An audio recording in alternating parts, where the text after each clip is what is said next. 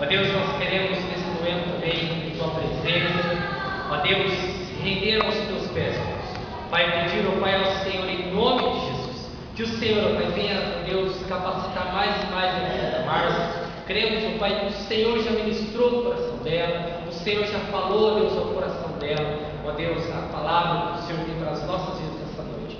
Ó Pai, que o Senhor usa, capacita ela mesmo, Pai, com poder, ousadia, Senhor, do Deus Espírito Santo, usa a vida dela, Pai. Em nome de Jesus, nós te pedimos para a glória do seu nome.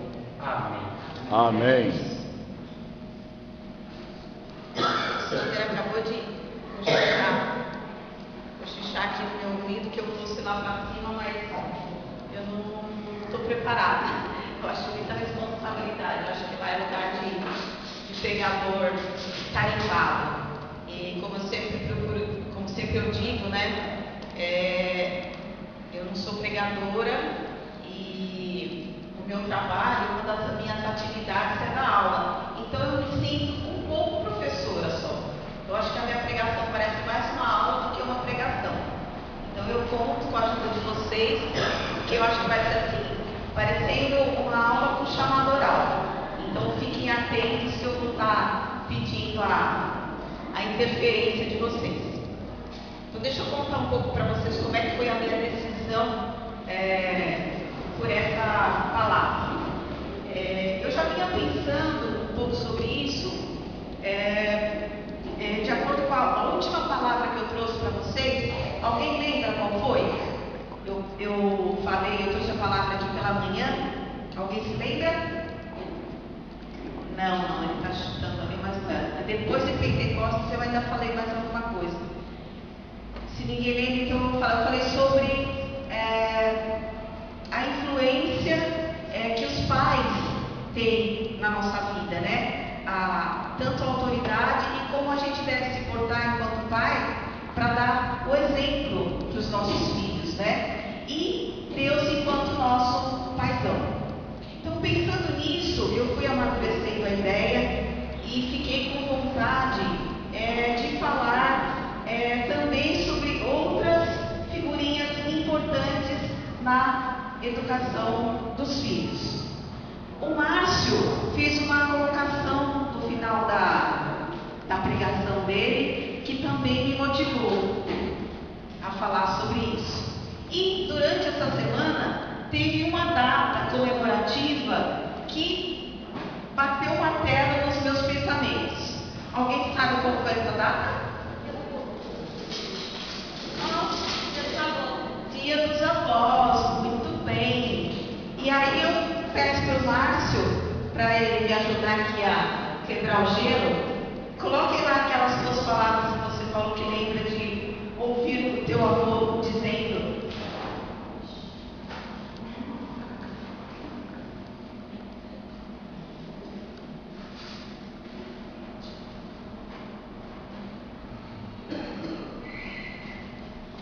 Irmãos, na verdade foi até um testemunho que eu dei aqui, lembrando, trazendo a memória, né, do meu já falecido avô, com 97 anos de idade. E ele dizia assim para mim: toda vez que você vê, entendeu, uma pessoa de cabelo branco, barba branca, não quer dizer que ele está velho, porque uma coisa velha a gente põe de canto e não usa para mais nada. Por quê? Está velho. Então velho não se usa. Mas quando você vê uma pessoa de cabelo grisalho, barba grisalha, isso é dom de Deus, é sabedoria. E tem igrejas por aí que tratam essa sabedoria como os anciãos da casa de Deus. E a palavra de Deus nos revela lá em Efésios, fala dessa maneira. Eu costumo falar até para os meus filhos: filho, filha, honra teu pai e a tua mãe, para que se prolongue seus dias aqui na terra. E isso nós temos vivenciado. Quantos adolescentes, quantas crianças aí não estão sendo ceifadas? Está honrando pai e mãe? Então, está honrando os avós? Não estão. Por isso, quando você vê, entendeu, um tiozão assim, que nem o Cláudio Sutti, um senhor de idade, um grisalho, honra ele. Porque até mesmo, entendeu, o Frude com idade de 100 anos, a alma dele vai ser como uma criança. Está na palavra de Deus. Eu posso ficar velho, mas a minha alma vai ser como uma criança, um jovem, um adolescente. Quem tem o pique que o Frude tem, na comunicação, na correria para lá e para cá, eu não tenho. Que nós possamos realmente, através da sabedoria, entendeu? De uma pessoa grisalha ou de um velho, velho é sinônimo de sabedoria para mim. Então, velho não quer dizer, olha, não vou usar mais aquele cobertor porque está velho, está estragado, não serve para mim. Pode não servir para você.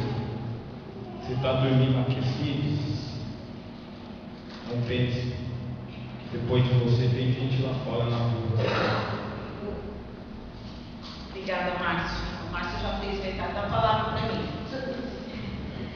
Apesar de existirem poucas referências sobre os avós na Bíblia, eu li, pesquisei e vi que é citada uma única referência nominal sobre a avó Lloyd.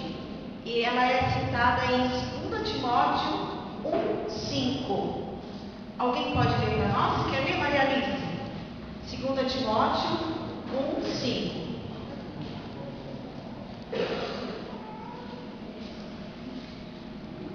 Lloyd tem o seu nome ligado ao seu jovem neto Timóteo. Trazei à memória a fé não fingida que em ti há, a qual habitou primeiro em tua avó Lloyd e em tua mãe Eunice. Eu sou servo de que também habita em ti. Amém.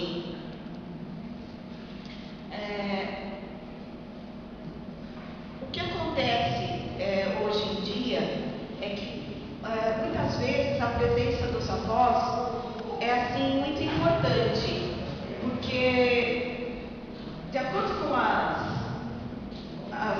regras, vamos dizer assim, que Deus estabelece, que a gente tenha como prioridade em nossas vidas, é assim, em primeiro lugar, Deus, em segundo, a família, em terceiro, o trabalho e em quarto lugar, as obrigações com a igreja. Mas hoje, a luta para viver, para ganhar dinheiro, para sustentar a família, é muito grande. E a gente é mais importante, a sociedade faz com que a gente seja mais importante por aquilo que a gente tem do que pelo aquilo que a gente é, infelizmente. Isso de alguma forma faz um efeito enorme nas nossas cabeças, né? Então, o que acontece? As pessoas trabalham. E o que acontece? Essas normas, essas regras que Deus deixou para nós, essas prioridades que Ele estabeleceu, mudam de ordem. O trabalho passa a ser em primeiro lugar. Então, a presença dos avós é aí que se faz importante, porque o pai trabalha, geralmente a mãe trabalha. Então, os avós que já não trabalham mais, que cuidam dos filhos, não é mesmo, Maria? Então, por isso que a presença dos avós é muito importante, a responsabilidade deles é muito grande. E acredito também que eles se sentem muito orgulhosos com isso. É importante para eles que eles consigam fazer essa educação para os filhos e para os filhos dos filhos, dos netos, e eles se sentem bem com isso. Isso traz um ânimo a mais, isso traz uma alegria a mais, faz com que eles se sintam remoçados. E o Frude costuma fazer uma brincadeira. Como é que é mesmo, Frude? Aquela você fala? Que o avô passa a ser macaco? É a idade do macaco. A idade do macaco. Só faz macaquice. Além de ajudar a educar, a olhar, faz as macaquices. apóstolos se sentem alegres e contentes de poder cuidar também dos netos. Tem uma palavra, tem um versículo nos Salmos 92, 14. Você pode ler para nós, Maria?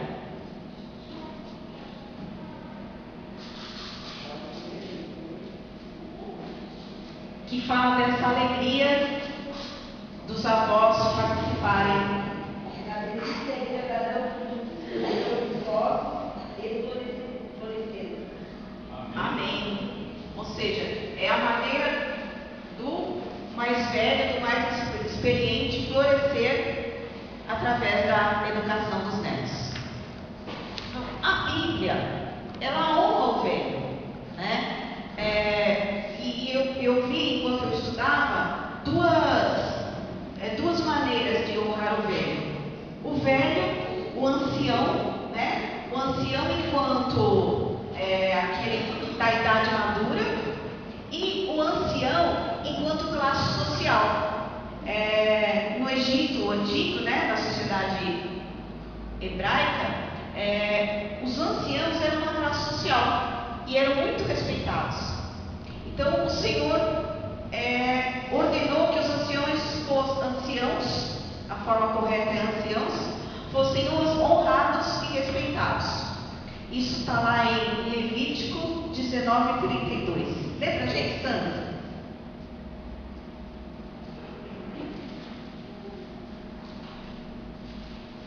Levíticos 19:32.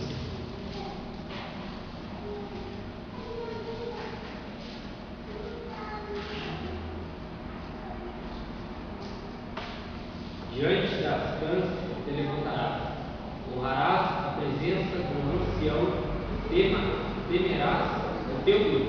Eu sou o Senhor. Amém. Amém. Entendam cães como cabelos grisalhos.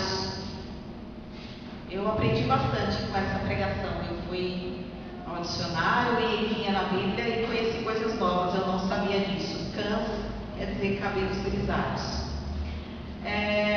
Cabelos brancos ou cabelos grisalhos. Mais um versículo que fala da beleza dos velhos. Está lá em Provérbios 20:29. Pode ler para nós, Willy?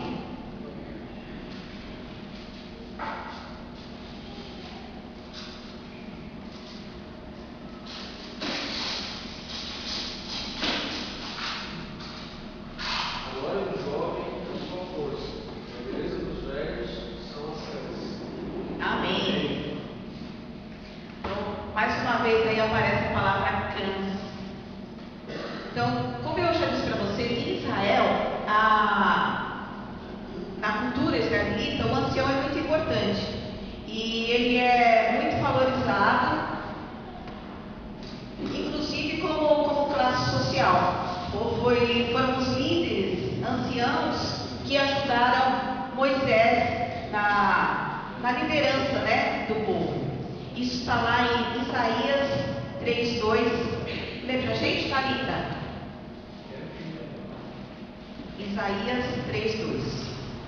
Então, o ancião é tão respeitado que ele é colocado ao lado de muita gente poderosa, é o que o versículo fala. O valente e o soldado, o juiz e o profeta, e o admite e o ancião. Amém. Então, os anciãos eram uma classe social e eram líderes consagrados por Deus para auxiliarem a Moisés na liderança do povo de Israel. E, de acordo com Jesus, sustentar os pais, principalmente sustentar os pais durante a velhice, é tão importante quanto ofertar. Tem 3 versículos em Marcos de 11 a 13, que falam sobre isso. Pode ler para a gente, Karina? Marcos, de 11 a 13.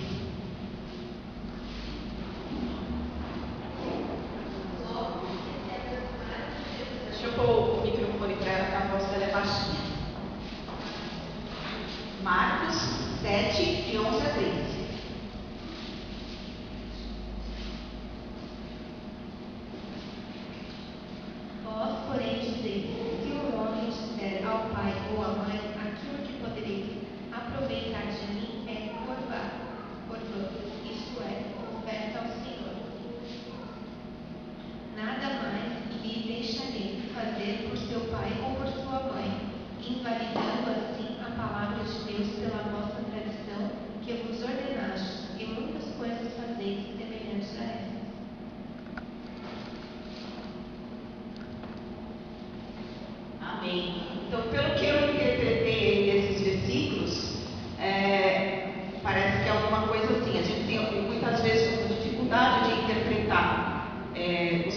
livros da Bíblia, né? É muito difícil, eu acho muito difícil.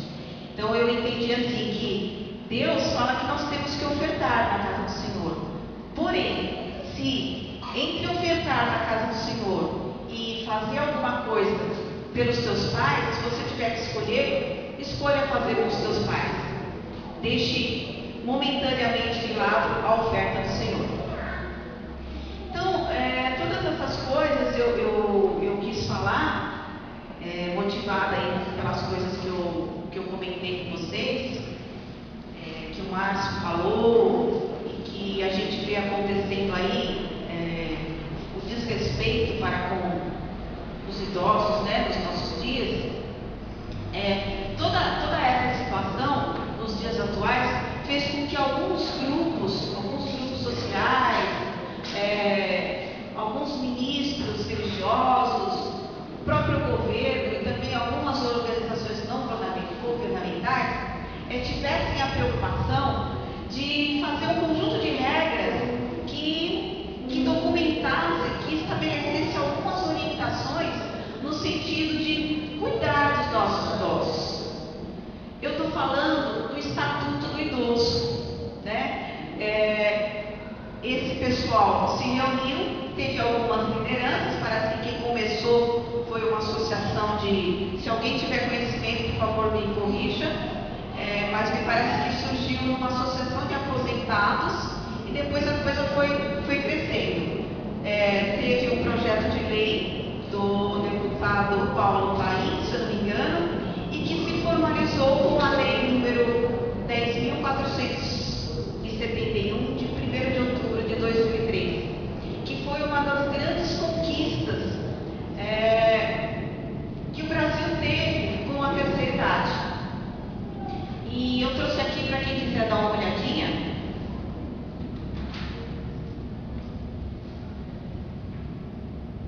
O Estatuto do Idoso comentado. Esse aqui eu tenho com muito carinho, porque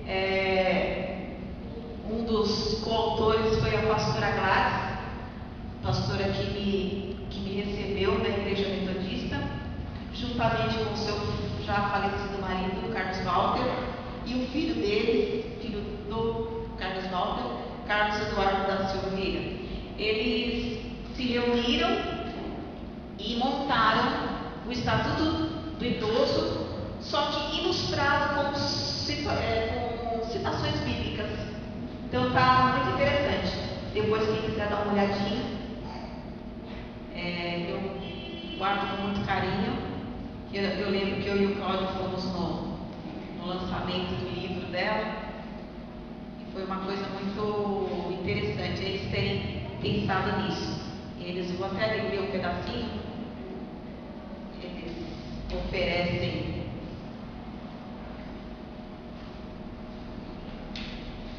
aos idosos que nunca envelheceram das igrejas metodistas de Belém, Tucuruvi, Mogi das Cruzes, Cidade Líder, Pindamonhangaba e outras, das igrejas presbiterianas independentes, Catedral Evangélica, a pastora Elza dos Santos Vieira e Elzi Vieira dos Reis, sempre jovens e atuantes. Então, por onde esses pastores passaram, eles oferecem a autoria do livro.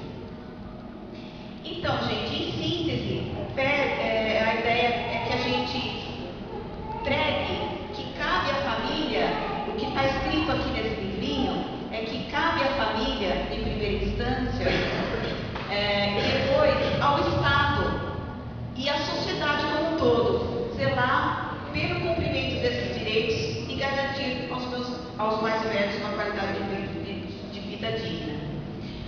Eu trouxe um texto aqui que eu gostaria de ter teatralizado ele, mas não houve tempo. Essa semana foi muito corrida para mim, então não houve tempo de agitar o pessoal para teatralizar. Mas eu vou ler devagarinho. É uma ilustração que fala do desrespeito que pode haver com a pessoa mais velha, porém que as pessoas podem acordar e ter uma nova postura diante da situação. Se chama A Mesa do Velho Avô. Talvez alguém já tenha lido na internet.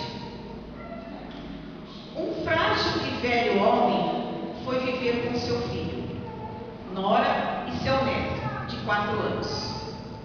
As mãos do velho homem tremiam, a vista era embaralhada e seu passo era hesitante. Certo dia, a família comia junto à mesa, mas as mãos trêmulas do avô e sua visão falhando tornou difícil o ato de comer. Ervilhas rolaram da colher dele sobre o chão. Quando ele pegou seu copo, o leite derramou na toalha da mesa. A bagunça irritou fortemente seu filho e sua mãe. Nós temos que fazer algo sobre o vovô, disse o rapaz. Já tivemos bastante do leite derramado, ouvindo-o comer ruidosamente e muita de sua comida no chão, disse a nora. Assim, o marido e a esposa prepararam uma mesa pequena no canto da sala. Lá, o vovô comia sozinho, enquanto o resto da família desfrutava do jantar. Desde que o avô tinha quebrado 1 ou 2 pratos, a comida dele sempre foi servida em uma tigela de madeira. Quando a família olhava de relance na direção do vovô, às vezes percebiam nele uma lágrima em seu olho, por estar só. Ainda assim, as únicas palavras que o casal tinha para ele eram advertências. Advertências acentuadas quando ele derrubava o garfo ou derramava comida. O neto, de 4 anos, assistiu tudo em silêncio.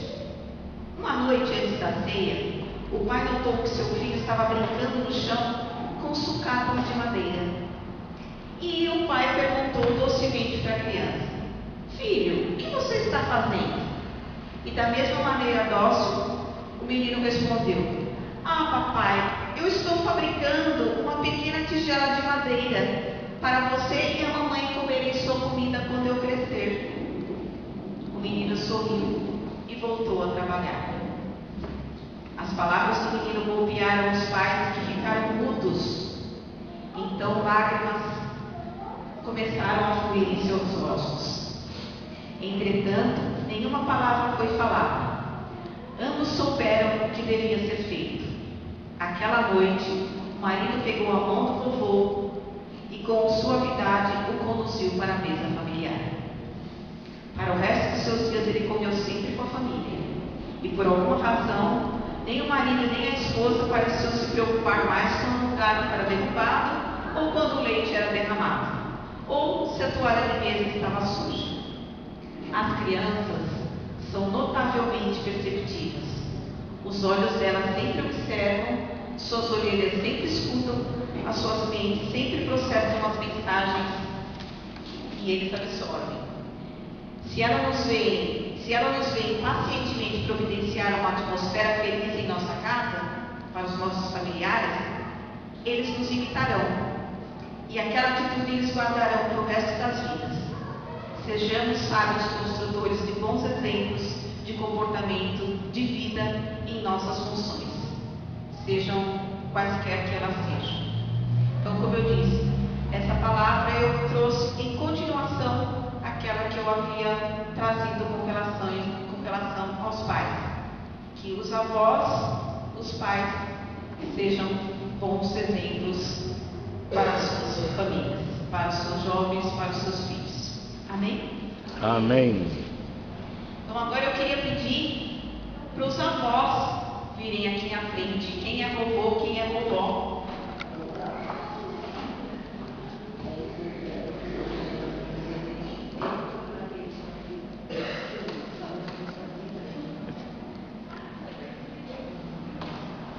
A Bisa tá bonita, aquela ali.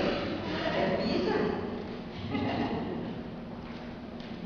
Pisa, senhora? É, a Bisa da Lourinha, bota a carinha. Bota a carinha.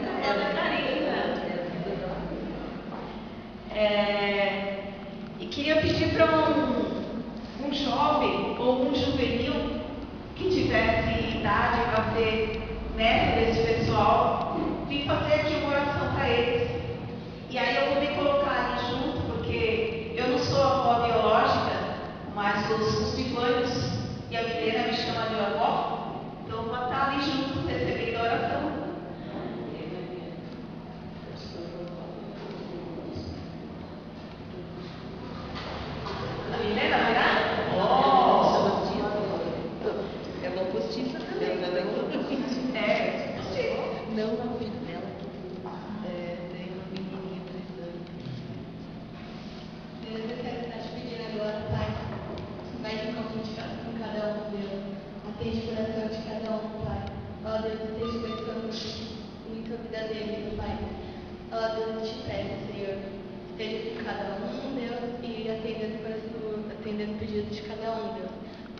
vai curando aqueles que estão enfermos, Pai.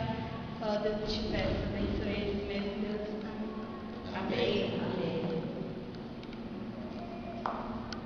Os irmãos podem sentar. Então, como eu disse, essa palavra foi mais um puxão de orelha e uma aula, um chamado oral e tudo. Se alguém tiver algum testemunho nesse sentido, fica aqui aberta a palavra. Algum avô, alguma avó. Dona Carmelita, que é a vovó, tem alguma coisa interessante para falar? Acho que a Dona Carmelita é uma vozona.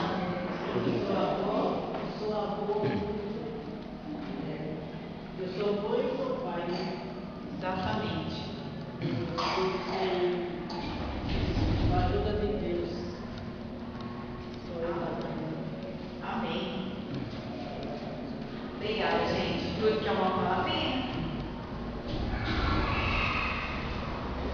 Em relação aos avós, o meu avô era o meu super-herói. Eu chamava que o meu avô era meu super-herói. E meu avô, com 4 anos, quando eu tinha 4 anos, ele me levou para a igreja. Nós andávamos da Rua Ladário, na Nova Inglesa, até a Avenida Tucuruvi, onde era a igreja de Tucuruvi, na Avenida Tucuruvi. Participei da escola local e tal, nunca deixei a igreja. Meu avô sempre me conduziu, foi o meu avô.